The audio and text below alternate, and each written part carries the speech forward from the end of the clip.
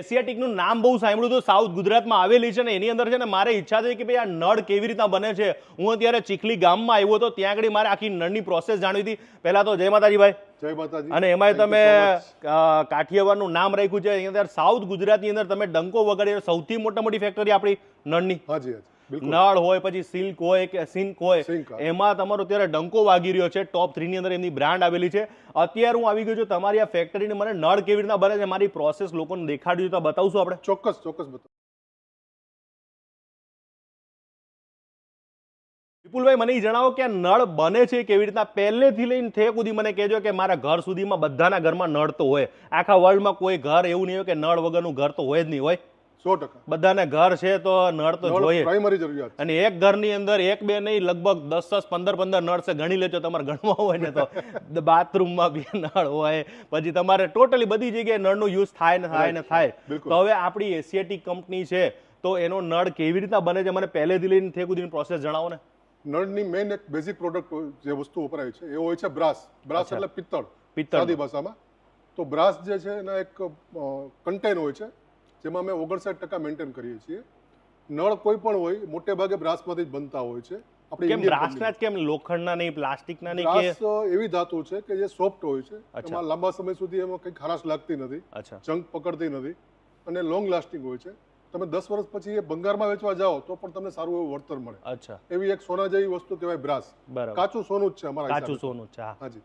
તો બ્રાસ જે છે એના અમે એક સિલ્લીમાંથી ઇંગોટ કહેવાય છે એને, કે અમે રેડીમેડ કંપનીઓમાંથી પરચેસ કરીએ છીએ. ત્યાર પછી એને પ્રોસેસમાં અમારા પ્લાન્ટમાં એને અમે ઓગાડીએ છીએ 950 થી 1000 ડિગ્રીમાં. અચ્છા. આ અત્યારે ભઠ્ઠી છે એમાં ઓગાડવામાં આવે છે. 1000 ડિગ્રી ટેમ્પરેચર આપીએ. પહેલા એનું નળનું બીબું તૈયાર કરતા હશો ને કે નળ કેવી રીતના તૈયાર? નળનું એક સામાન્ય બીબું હોય છે જે રેતીમાંથી બને છે. આ રેતીનું છે? રેતી આવે છે. એ રેતીની ઉપર અમે શું છે કે રેતીની જગ્યા હોય ત્યાં પાણી જવા માટેની જગ્યા બનાવવા માટે રાખીએ છીએ. બરાબર. જ્યારે આનું કાસ્ટિંગ થશે ત્યાર પછી આ રેતી કાઢી લેવામાં આવશે એટલે પાણી જવા માટેની જગ્યા ક્લીન થઈ જાય. ઓકે. બરાબર છે. આ જે ડાય છે એ લોખંડની હોય છે, એમાં આપણે રેતીનું બીબું મૂકીએ છીએ. બરાબર. આ બન્યા પછી આને આપણે એના જે આટા પાડવાના હોય છે, બરાબર, થ્રેડ આવે છે. ગ્રેડ આવે. તો એ થ્રેડ આપણે પાડવા માટે એને મશીનિંગ ડિપાર્ટમેન્ટ છે. આટા તો બધાના એક જ આખા વર્લ્ડમાં સેમ જ આવતા હોય. સેમ જ આવે, મોટે ભાગે સેમ આવે. અડધો ઇંચ અને પોણો ઇંચના નળ જનરલી બધી જગ્યાએ વપરાતા હોય છે. હવે આપણે મશીનિંગ ડિપાર્ટમેન્ટમાં જઈએ તો મશીનિંગમાં શું થાય કે નીચેના જે આટા હોય છે, ઉપરના આટા છે, બધા એમાં કરવાના આવે છે. બરાબર. ત્યાર પછી મશીનિંગ થયા પછી એને આપણે બફિંગમાં જશું. જ્યાં વ્યવસ્થિત એનું ઉપરનું જે ખરબચડી સરફેસ છે એને સાફ કરવામાં આવે છે જેથી કરીને શાઇનિંગ આવી શકે. શાઇનિંગ આવે. તો એ કર્યા પછી ફરીથી પાછું પોલિશિંગમાં આવે. પાછી પોલિશ, એની ઉપર પોલિશ લાગવામાં આવે. પોલિશ એટલે વન ટાઈપ ઓફ એને સ્મૂથ કરવા માટે 300 ડિગ્રી, 400 નંબર, 500 નંબર રીતે એનું એક બેલ્ટ આવે છે. આ ઓલો મસાલો નાખીને થોડોક અને એને આખું પોલિશ કરો. પોલિશ તમારા અરીસા જેવું થઈ જાય. અચ્છા. તમે એનો વાળ ઓરી શકો. બરાબર. આટલું બધું એને પોલિશ કરીએ છીએ. પોલિશ કર્યા પછી જે મેઇન પાર્ટ આવે છે એની ઉપર ક્રોમ ચડાવવાનો હોય છે. ક્રોમ ચડાવવાનો. હાજી. ઓકે. તો ક્રોમનો અમારો જે પ્લાન છે ઇન હાઉસ છે. બરાબર. એમાં અમે અલગ અલગ કેમિકલ્સ નાના મોટા હોય છે. એ ક્રોમ કમ્પ્લીટ થયા બાદ પછી ક્રોમ થયા પછી ત્યાર પછી એને અમે લઈ જઈએ છીએ આપણે એની ક્યુસી માટે કે જ્યાં ક્વોલિટી ચેક કરવામાં આવે છે કે એમાં લીકેજ નળની ચેક કરવામાં આવે. એક એક નળની કમ્પલસરી હોય. આ અત્યારે તમે જે અમને બતાવ્યો છો, અત્યારે જે વિડીયોમાં તમે જે જોઈએ છે, આ ઘરની અંદર લાગશે કેટલો ફ્લો હશે, કેટલું હશે, બધું ચેક કરવામાં પ્લાનિંગ અને મેન્ટેન હોય છે. પછી એમાં કદાચ કંઈ ખરાબ હોય તો એ કેન્સલ કરી દેવાનું. હા, તો ફરીથી એને રિપેરિંગ કરીએ અથવા પાછું એને ઓગાડી દઈએ, ફરીથી બનાવીએ છીએ. બરાબર. એનું કારણ છે કે અમારો નળ ક્યાં જશે અમને ખબર નથી. બરાબર. જ્યારે બનાવીએ છીએ ત્યારે કચ્છમાં પણ જઈ શકે છે, વાપીમાં જઈ શકે છે અને એક્સપોર્ટ પણ થઈ શકે છે. બરાબર. કે ભારતના બીજા કોઈ ખૂણામાં જાય તો ત્યાંથી કસ્ટમરને પાછો લાવવો એ ટફ હોય છે. બરાબર. માટે અમે લોકો અહીંયા શું એક એક નળને કમ્પલસરી એરથી એટલે કે હવાથી અને પાણીથી એના એક નિયમ હોય છે એ પ્રમાણે અમે એને ટેસ્ટ કરીએ છીએ જેથી કરીને લીકેજ હોય તો અમને જ માલુમ પડી જાય કે આ લીકેજ છે, તો જેથી કરીને અમે એને પાછા આગળ જવા ન દઈએ. બરાબર. ત્યાંથી પહેલા ટેસ્ટિંગ થાય. ટેસ્ટિંગ કર્યા બાદ પછી શું કરવામાં આવે? થયા પછી એના અલગ અલગ પાર્ટ્સ જે હોય, સ્પિન્ડલ હોય છે, એનું હાર્ટ હોય છે. સ્પિન્ડલ એટલે પાણીને જે રોકે છે અને છોડે છે. બરાબર. તો એ સ્પિન્ડલ અમે ફિટિંગ કરીએ છીએ. આખું ફિટિંગ કર્યા પછી પેકિંગ કરીને એને અમે ડિસ્પેચ કરીએ છીએ. ભાઈ, આ હતી આપણી ચીખલીની અંદર સૌથી મોટી સાઉથ ગુજરાતની અંદર જે એમની ફેક્ટરી યુનિટ કે જે મને ખૂબ ગમી હતી. હવે આપણે એશિયાટિક નામ કેમ રાખ્યું છે મને એ જણાવો. આવડું મોટું લાંબુ લાગે છે મને તો. થોડુંક લાંબુ નથી પણ મજબૂત નામ છે, તાકાતવાળું. કારણ કે અમે સૌરાષ્ટ્રના છીએ ને. હા. અને સૌરાષ્ટ્ર કે ગુજરાતી હોય એના માટે ગર્વ હોય છે આપણા સિંહ. હા. જુનાગઢના, ગીરના. Yes yes. તો એશિયાટિક નામ અમે એટલા માટે રાખ્યું કે અમે કંઈક વજનવાળું કરવા માંગતા હતા.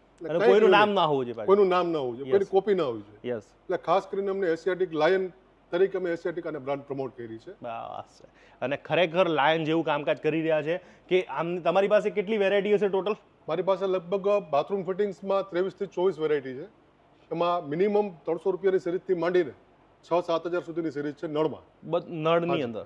તો આ બધા જે લાગે છે સ્ટીલના, તો એની અંદર જે બધું યુઝ કરવામાં આવે છે પિત્તળ યુઝ કરવામાં આવતું હોય? હા, 100% પિત્તળ જ આવે. આ દેખાય છે ઉપર સ્ટીલ હોય છે પણ અંદર જે બધું બિલકુલ પિત્તળ જ હોય છે. અંદર પિત્તળ હોય છે. એટલે આ બધી જગ્યાએ કે આપણે આવી રીતના છે? મોસ્ટ ઓફ દરેક કંપની, આપણે ગુજરાતની જે કઈ બ્રાન્ડ છે બધા જ પિત્તળમાં જ મોટે ભાગે બનાવે છે. પિત્તળમાં જ બનવામાં આવતા હોય છે. આ બધા મને નહોતી ખબર કે આવી રીતના થતા હશે.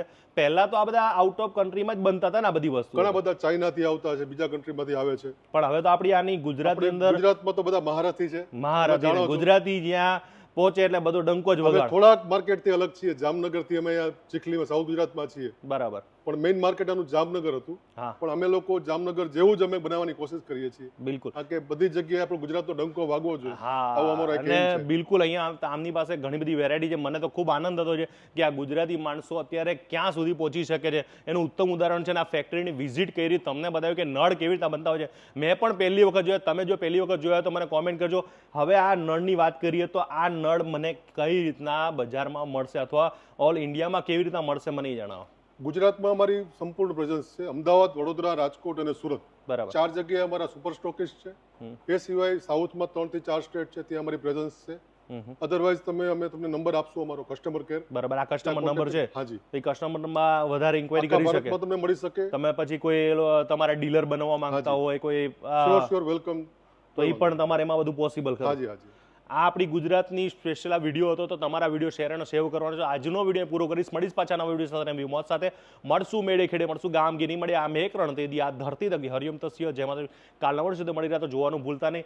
અને ભાઈ આ નળની આ ફેક્ટરીનો વિડીયો તો જોવાની મજા આવી ગઈ. ઘરની અંદર નળ લગાડો તો કયો લગાડે? એશિયાટિક.